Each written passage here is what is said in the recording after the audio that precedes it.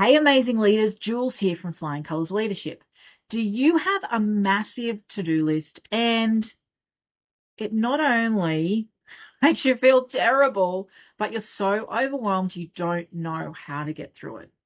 So I want to talk today about how to move through that to-do list, but I want to break a couple of myths first. Myth number one, that you're the only person with this massive list. You're behind, you're not getting enough done.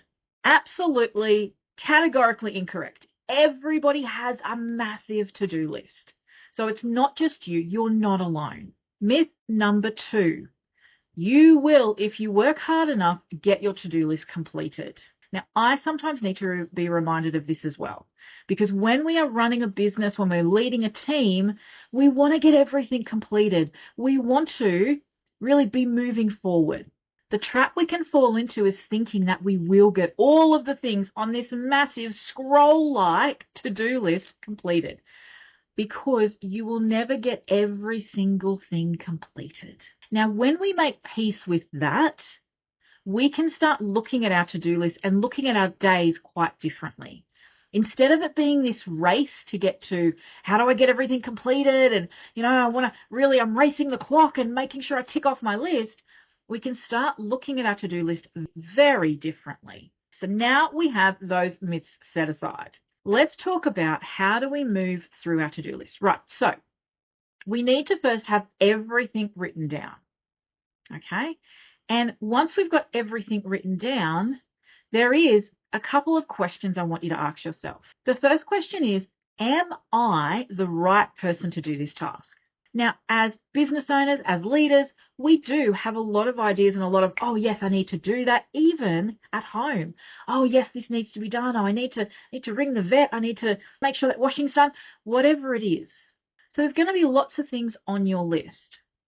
Now, the problem that a lot of business owners and leaders have is that they think everything on their list needs to be done by them. Well, it's on my list, Julie. Of course I'd need to do it. No. So we can be the person who catalogs all of those things, but we need to be able to look at those things and go, am I the right person to do this task? Now, the trap we can fall into is like, well, maybe it's going to take me too long if I ask somebody else. Whenever I talk to business owners about this to-do list, I always say to them, it is either a hell yes or no. If that task is not hell yes, I need to be the person to pay my staff. I need to be the person to do the banking. I need to be the person to do the rostering. If it is not a hell yes, that needs to be a task that we delegate. And there are lots of different videos that I'm going to be going through and lots of different processes about delegation. So have a look on the channel or have a look on my socials, because there's going to be lots of things there for you. But I'm going to be doing more because I know this is a challenge. So we need to ask the question, is it a hell yes? I am the person to do this. If it is a hell yes, that stays on your list. Okay? Now, the other question I want you to ask yourself with those hell yes things is, who else in my business can do that? If you have something on your list that you are the only person that can do that job, can do that task, that is a massive business risk. Because what happens if you get sick? Or what happens if, the power goes out for a few days? All of those things. What happens? We've recently had this in Australia where we've had a cyclone hit in place where cyclones never hit. And so all of these people that are not used to cyclones have had this massive impact. And opportunities like that, I love those opportunities, because I know a lot of people look at it as a really terrible thing, but it opens our eyes to things that are going on in our business. So is it a hell yes? If not. If it's in the no, it's not really, like I'm doing it, then that is a list for your delegation. So all of a sudden your list is separated. Now, when you look at your delegation list, you then look at the people in your team who can do that already. Is there anyone in your team that you know can 80% complete that? Now, I say 80% because no one can ever complete a task 100% until they've actually had lots of practice on it. Who would you delegate that to? And that's when you can start to make a plan for that. Now, I want you to remember, because I know you're listening to this saying, well, Julie, that'll take me a lot of time. But I want you to ask yourself, are you in business for the short game or the long game? So are you all about instant, I need to make money, thousands and thousands of dollars today?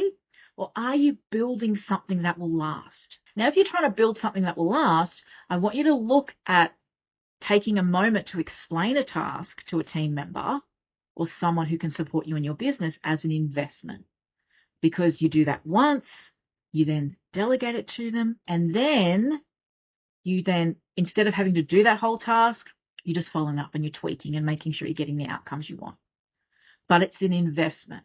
Now, once we have our hell yes, these are my tasks, I want you to imagine that you have just eaten some really terrible seafood and you have got food poisoning, right? And I want you to look at that list and go, what are the things on that list that if you had food poisoning, that you were so sick that you would make sure had to happen today? Because this is the other lie that we tell ourselves. Everything needs to happen today. And you'll notice if you get sick, if something happens with the family, if, something drastic happens, and we saw this when the cyclone came to Australia recently, all of a sudden, we look at those tasks and go, okay, let's really look at what's important. And I want you to then prioritize them.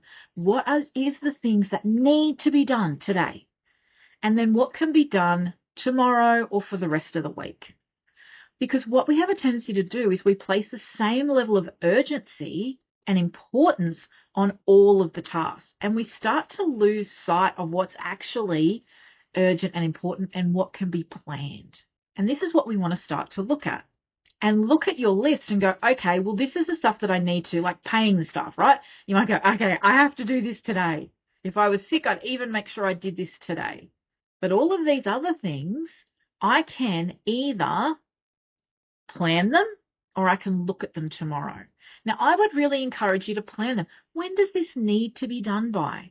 So you see how you're starting to shift from, I need to do all of these things today, oh my gosh, to hold on, let's make a plan and work the plan. Now, the other thing that I would do is, or I would suggest, is that you start utilizing your calendar and plan when things need to be done. So you can actually block in time. Because the other thing that we really don't estimate very well is how long something will take us.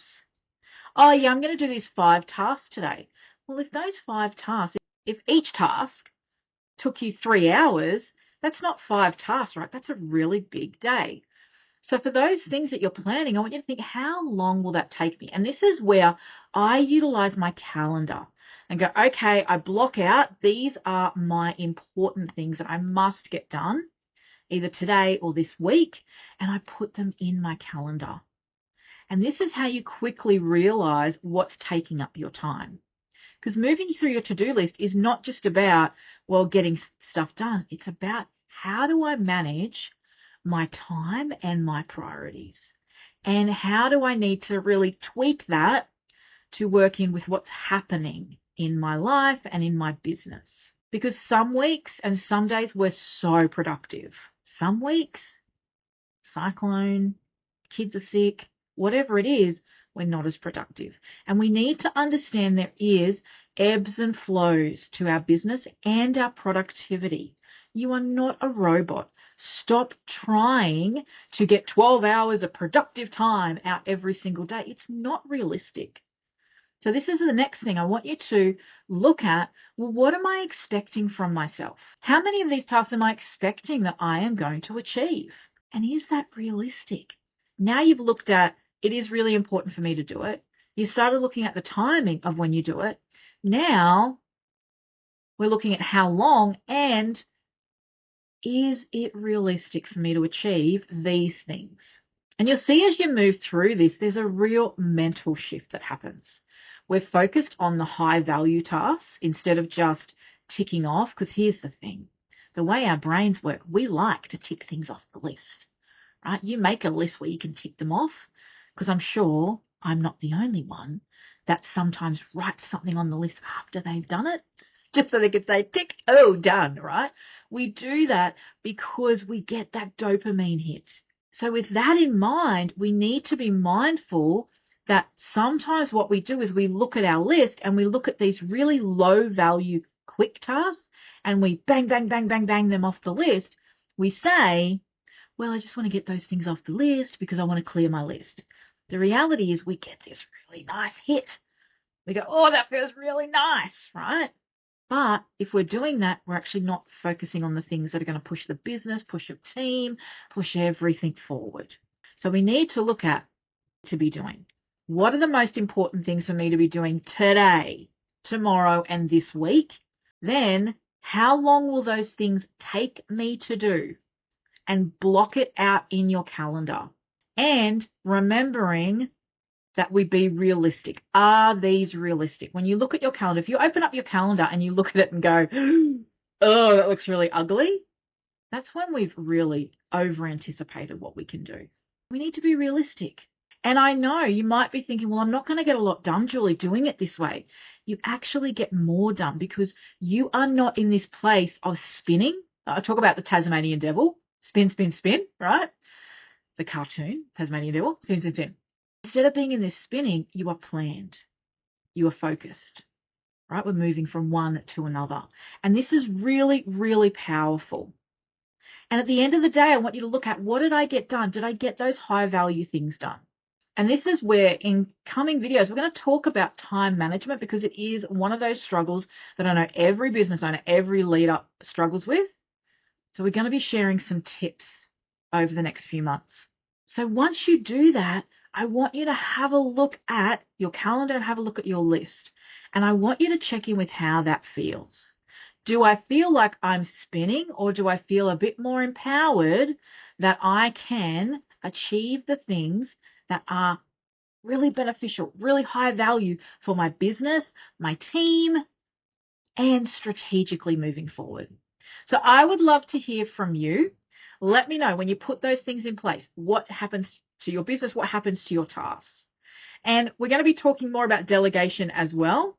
But if you are ready to get some one-on-one support, comment below, reach out.